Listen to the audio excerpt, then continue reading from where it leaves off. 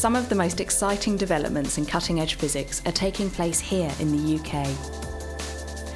These include the world's most powerful lasers, particle accelerators, the development of renewable energy through fusion, new advances in plastic electronics, creating robots to investigate other planets, and exploring the universe using the latest technology in space science.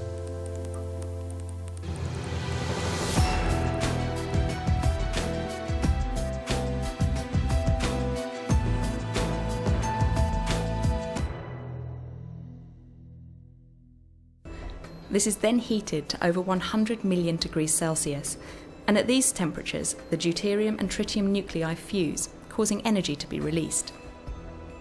This is really a place where physics is necessary and very important for us to succeed, and we have to understand and apply the physics that we have all learnt.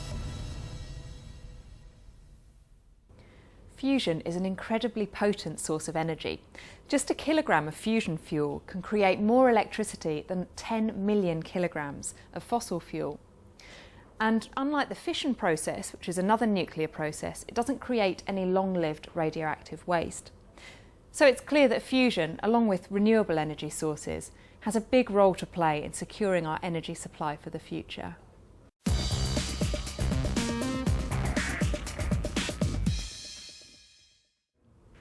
As well as replicating the fusion reactions that take place in the sun, physicists are working on new ways of harnessing the energy from sunlight. One of the hottest markets driving physics today is the application of plastic electronics to solar cell technology. The exciting thing is that we can take a plastic and change its properties so that it can conduct electricity, act as a semiconductor, or emit light. The Centre for Plastic Electronics at Imperial College here in the UK is one of the pioneering labs working in the area.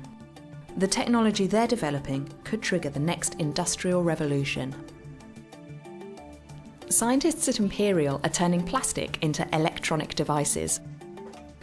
A key thing here is to control the way in which the molecules assemble together. They're reorganised so that they emit more light and conduct electricity. In my lab is really the focus on trying to arrange model structure in the sense of controlling how these polymers, these plastics arrange on the molecular level and see how they react then electronically, so that we really start to learn what is actually required, for instance, for high efficiency transistors or solar cells, and try to correlate them really onto the microscopic, actually even angstrom level. What is, I think, very exciting is in the case, for instance, of solar cells. There we really need large areas to be covered. So far we're really limited. I mean, the silicon solar cells, they're reasonably efficient at least. However, they're very rigid, so it really needs massive manpower to construct silicon-based solar cells. Versus with the plastic electronics, we hope really to be integrating the electronics into textiles or in architectural type of products, smart windows, house roofs. The future, well, my belief is really in the solar cells, but also lighting system. The plastic electronic light-emitting diodes, for instance, they are much more energy efficient, so you need much less power to warm them. And actually, contrary to a lot of lighting we have, they don't heat up. So therefore, actually, you don't lose a lot of the energy. So my belief it's in really in large area, flexible applications where plastic electronics will find their market. Manipulating the way energy is transferred from one molecule to another in solar cells makes them better at converting light into electricity. To illustrate this, we can use a demonstration of the fluorescence quenching of quinine, which is a molecule we find in tonic water.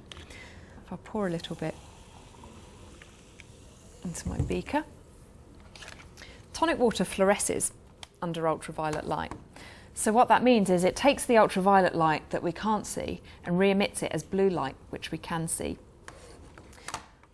Now, if I take some salt and add it to the tonic water,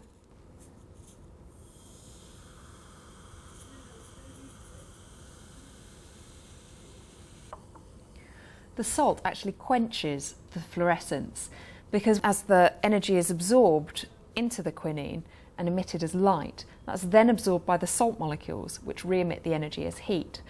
So what we're doing essentially is changing the properties of this solution, of the liquid that we've got here, to manipulate and change the types of energy that come out. So with plastic electronics, obviously the process is a little bit more complicated, but we can manipulate it so that the energy that comes out is, rather than light or heat, is in the form of electrical energy. Today's solar cells are pretty rigid and bulky, but in the future, with plastic electronics, solar cell technology could be incorporated into many of the objects that we use every day. So solar cells could be woven into our backpacks so that when we carry around our laptops, we're charging up the batteries. Or they could be used to make television screens that can bend into view. Or how about an electronic newspaper that's paper thin but can be uploaded daily with your news so you can read it electronically.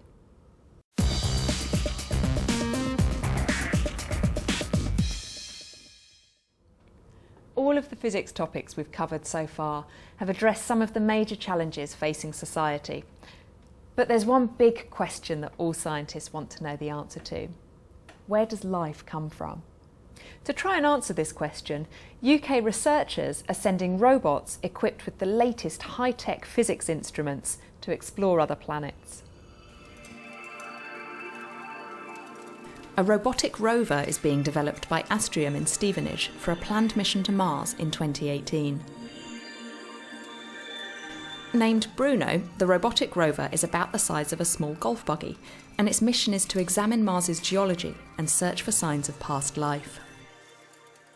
The really unique feature of the ExoMars rover will be the fact it's capable of making its own decisions about where it can and can't go, and therefore generate its own path.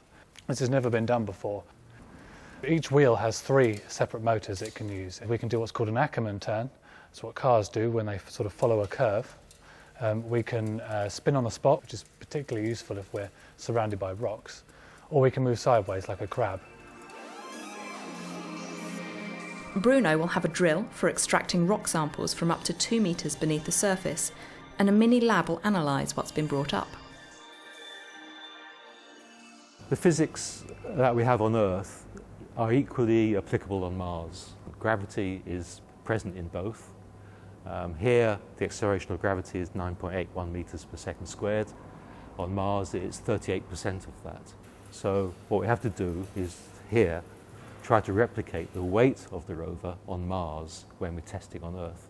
The other aspect is thermal control. Mars has an atmosphere, so you have to control the temperature. So we actually have devices on board called loop heat pipes, which are actually very similar to what you have on your fridge in your kitchen. You get sand dunes on Mars. You know, we have sand, and sometimes it's cohesive, it sticks together. Sometimes it can be very loose, and you just sink into it. And friction is part of that phenomena as well. So friction and stability is quite a challenge. The target for operation on Mars is nominally travel 70 metres in a Martian day. A Martian day is about 36 minutes longer than an Earth day. But Mars is cold, so it's been at night time, the environmental temperature has been down at minus 130 centigrade. So we have to thermally condition the motors, the lubrication system, the battery needs to be up to temperature. So we have to bring everything up to temperature before we can start moving. One of the cutting-edge instruments that will help the rover in its search for evidence of life is called the Life Marker Chip. That will test soil samples drilled from beneath the Martian surface. The Life Marker Chip is an instrument which will use solvents to extract organics from the Martian soil, or regolith as scientists call it. Take those organics, concentrate them using evaporation, so physics comes in there, and then pass them into essentially an assay chamber where you have molecules which will bind on to those organics. Potentially we're at the stage where in 10 to 20 years we might know whether there's life on the surface of Mars, or even potentially life around planets and other solar systems, because astronomy techniques are coming on. We're beginning to find planets around other stars And in 10 to 20 years' time, we should have the technology to be able to actually look at the atmospheres of those planets and see whether there's things like oxygen. It would be probably the greatest discovery in human history to find life outside the Earth. Space is a very unforgiving environment, and if you get it wrong, it will damage and potentially end your mission. The UK could soon become a world leader in professional service robots. These robots could do anything from moving people and baggage around airports to assisting surgical teams.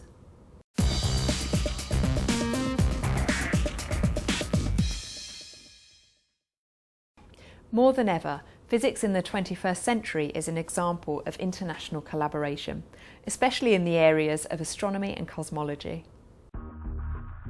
The Space Science and Technology Department in Oxfordshire is a pioneer in space research. They're using physics to test whether the instruments we're sending into space can withstand the forces they'll be subjected to during takeoff. A testing facility simulates the vibrations of loads launched into space. Scientists in the department have designed a classroom activity to simulate the launch of rockets. It uses models on a vibrating table attached to an oscilloscope that measures the G-force. We gave each team of students a design challenge to build a device that would hold an egg on a simulated launch. We used spaghetti and marshmallow. So a lot of them came up with various ideas on how they'd hold an egg. And then what we'd do with the equipment is load in an egg, and then one at a time we'd run them up and put them against each other. But the point was, the fun bit of it was we could test to destruction, which is something obviously we can't afford to do on the real stuff. But what we try and do is try and make them realise that what they're doing for fun, this is what we actually do in real life. The department is also doing pioneering research in the area of solar physics. One of the big questions that we are trying to answer in the whole of physics is, how does the sun affect the Earth? We can do this in a number of ways. We can take in situ measurements of particles coming from the sun towards the Earth. We can take radar measurements of the effects of solar activity at the Earth. There are a number of different satellite missions that are in use at the moment, and they are in different places in the solar system to look at the sun and to study the sun. Physicists are working on the design and build of many of the world's major telescopes on Earth and in orbit. We're at a very exciting time at the moment. There are going to be new spacecraft missions coming up in the not too distant future. There will be large telescopes being built on the ground in the not too distant future. So we should be able to get a better understanding of the laws of physics and how they connect to each other. Physics is fundamental to the basis of nearly all the sciences. Physics describes how matter interacts, it looks at the forces associated with them, and that leads on to how chemistry works and ultimately how biology works. Space science has the ability to inspire the next generation of scientists who can help us answer some of those big questions. Today's physicists are at the forefront of scientific research, but there's no doubt that over the next 50 years, the contribution of physics to science, engineering and technology will be even more exciting.